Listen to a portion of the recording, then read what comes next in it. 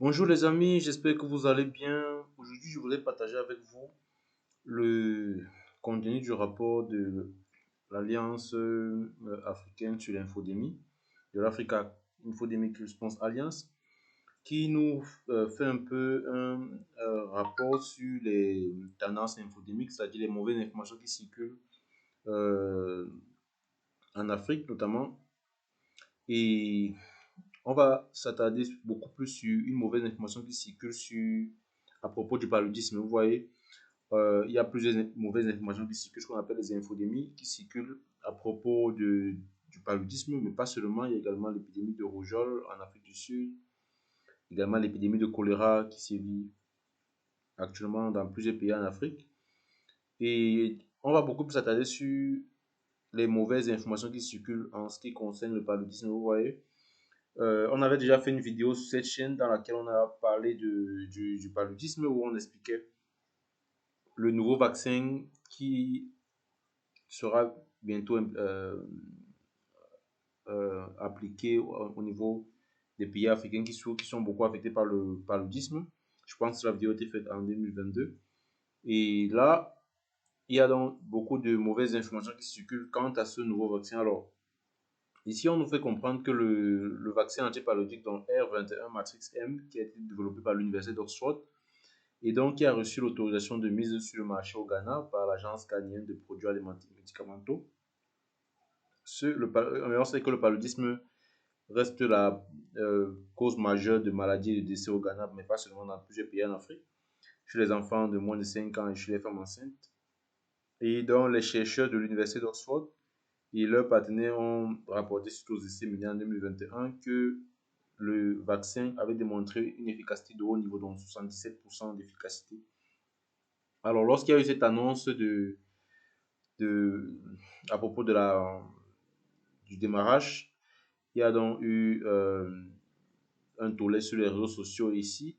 On nous fait comprendre qu'au niveau suite à l'annonce de l'approbation par l'Agence ghanéenne des produits alimentaires et médicamenteux du nouveau vaccin contre le paludisme appelé R21 Matrix M, de nombreuses agences de presse locales et régionales, y compris les médias, ont amplifié le développement sur les plateformes de médias sociaux. Donc, plusieurs médias en parlent, notamment la télévision du Ghana, qui en parle également. Mais il y a donc plusieurs fausses informations qui circulent et on peut voir là, c'est écrit en anglais. Voyons, on nous dit là, voilà, plusieurs personnes considèrent que le Ghana va être pris pour des cobayes, les populations ghanéennes vont être prises pour des cobayes, on va juste simplement venir tester le vaccin sur cette population. Pourtant, c'est pas ça, le vaccin a été approuvé. On a vu tout à l'heure que l'efficacité a été avérée à 77% depuis 2021. Les études ont été faites et le vaccin est efficace à près de 77%. Et on sait qu'à ce pourcentage-là, le vaccin peut être utilisé. Donc, lorsqu'on veut vacciner, beaucoup de personnes pensent qu'il s'agit simplement d'une expérimentation, alors que c'est pas de ça qu'il s'agit. Donc, vous voyez à travers les messages qui sont en anglais là, si on nous dit par exemple, they succeeded in killing business in Ghana. Donc, ils ont réussi à tuer les opportunités de business au Ghana et maintenant ils veulent tuer également tout le monde. Voilà, ici on dit plusieurs pays approuvent et on va être testé par le vaccin. Ici on nous dit, voilà, est-ce que le Ghana peut faire quelque chose? Tout le monde accepte à cause des millions de dollars qui sont versés. Donc il y a plusieurs fausses informations et plusieurs personnes se trompent en pensant que ils vont faire l'objet des cobayes simplement. Voilà, donc et il faut également rappeler que le Ghana n'est pas le seul pays qui est visé par qui est frappé par le paludisme. Il y a également le Nigeria qui fait partie des pays qui sont le plus touchés par les cas de paludisme et le Nigeria également a sollicité ces vaccins de l'université d'Oxford et même au Nigeria, il y a tout un tollé, il y a plusieurs personnes qui sont inquiètes de savoir que ce vaccin arrive dans leur pays et vous pouvez simplement voir avec ces messages-ci comment est-ce que plusieurs personnes sont inquiètes et réticentes quant l'adoption de ce vaccin-là. Et vous voyez, toutes ces informations ne sont pas... vous voyez, dans la précipitation, lorsqu'on se précipite, on ne prend pas le temps d'analyser, de comprendre les informations qui sont propagées, voilà.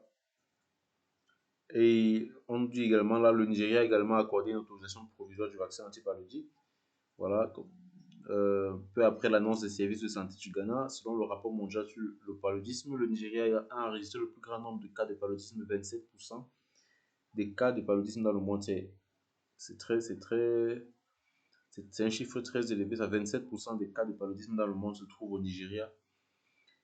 Et 27% des décès dus au paludisme dans le monde également en 2020 se trouvent au Nigeria. Voilà, donc, pourtant au Soudan du Sud, on nous dit ici que les utilisateurs en ligne ont félicité le Ghana pour l'acceptation du vaccin contre le paludisme et ont demandé quand le Sud-Soudan y aura également accès. En Afrique du Sud, par contre, les internautes expriment leur méfiance par rapport à l'égard des sociétés pharmaceutiques et des institutions universitaires occidentales, notamment l'université d'Oxford, où le vaccin a été mis sur point. Voilà. Donc, pourquoi est-ce que ces informations, ces mauvaises informations qui circulent sont inquiétantes? Vous avez la théorie du complot qui a eu cours lors de la pandémie de Covid-19 également continue.